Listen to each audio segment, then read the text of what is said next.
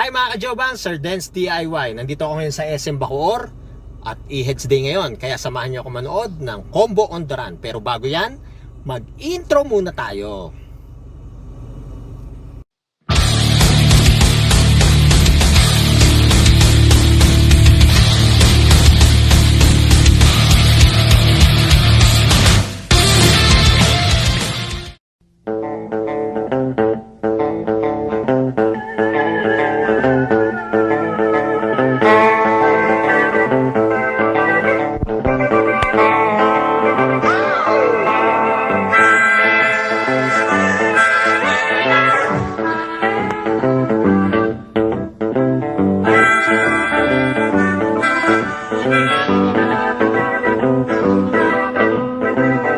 They killed the cat.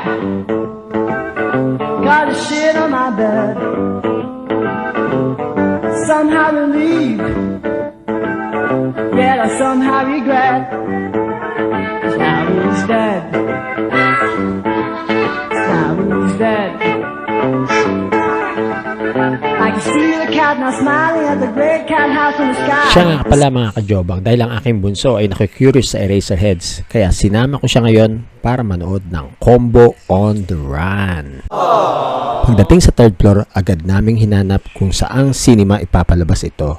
At ayun nga, bali sa cinema number 8, syempre mandatory selfie sa poster.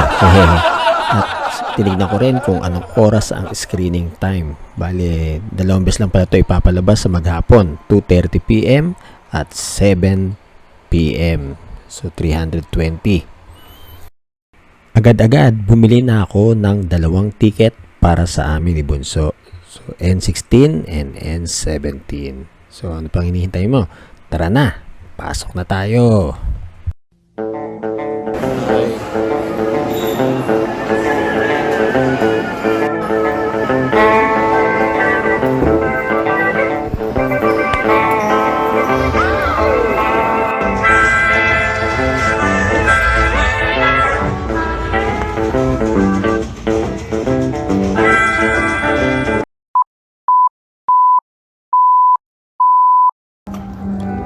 Wow! Ang galing! Bilang isang Eraserhead fan, nagustuhan ko ang docu-film na ito. Magandang pagkakagawa mula sa kung paano nagsimula ang banda hanggang sa mga struggle at ang kasalukuyang status ng Eraserhead.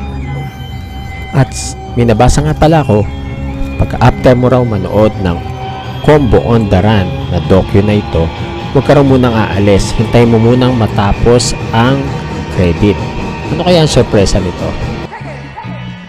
Ayun. Meron palang electric fan sa May 31, 2025 SMDC Ground. Tiyak masaya yan. Sabi nga ni Eddie Buendia, wala na raw magiging reunion concert dahil sa ngayon ay sama-sama na ang Eraserheads. Bago kami lumabas, sinipat ko muna ang harapang bahagi ng sinihan. Baka nandun ang Eraserheads at may live performance na sorpresa. Hehe, pero wala. Para sa akin, ang rating ng Combo on the Run, 5 stars. A few moments later. Siyempre, bago kami umuwi, dinaan ko muna si Bunso para kumain. At dito nga sa sikat na fast food chain, nagulat ako sa claims tab ko ng aming pagkain. Number 3, parang inverted letter E. Diba? May connect sa Eraserheads. Kung kayo bago lang sa aking channel, paki-like, subscribe, and hit the notification bell para lagi kayong updated sa aking mga susunod na video. Ako po si Sir Dance DIY na lagi nagsasabing, ang musika ay buhay, kaya lagi nating iingatan, mabuhay tayo mga ka-Eraserheads. Paalam!